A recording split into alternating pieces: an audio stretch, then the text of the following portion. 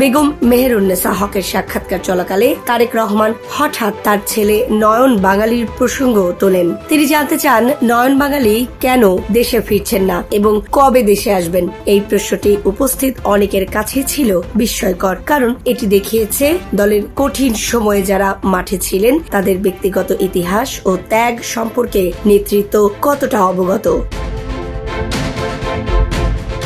জানা যায় নয়ন বাঙালি একসময় রাজপথের সক্রিয় কর্মী হিসেবে পরিচিত ছিলেন এবং রাজনৈতিক সহিংসতায় গুরুতরভাবে আহত হওয়ার পর দেশ ছাড়তে বাধ্য হন। তার মা বেগম মেহেরুন্নেসা হক নিজেও দীর্ঘদিন ধরে স্থানীয় রাজনীতিতে সক্রিয় এবং 3 বারের নির্বাচিত কাউন্সিলর। রাজনৈতিক প্রতিপক্ষের চাপ, হয়রানি, এমনকি কারাবরণের মতো অভিজ্ঞতার মধ্য দিয়েও তিনি দলীয় অবস্থান থেকে সরে আসেননি। তার পরিবারের সদস্যদের ওপরও নির্যাতনের অভিযোগ রয়েছে, যা তার রাজনৈতিক জীবনের সংগ্রামকে আরো কঠিন করে তুলেছে। সাক্ষাৎকারে এই অতীতের প্রসঙ্গ উঠে আসার পর এক ধরনের আবেগঘন পরিবেশ তৈরি হয়। অনেকেই মনে করছেন এই ঘটনা একটি বার্তা বহন করে। দল শুধু বর্তমান যোগ্যতা নয়, বরং অতীতের ত্যাগ ও অবদানকেও গুরুত্ব দিচ্ছে। ফলে নারী আসনের মনোনয়ন ও রাজনৈতিক সমীকরণের বিষয় নয়, বরং এটি হয়ে উঠছে দীর্ঘদিনের সংগ্রামের স্বীকৃতি পাওয়ার একটি সুযোগ।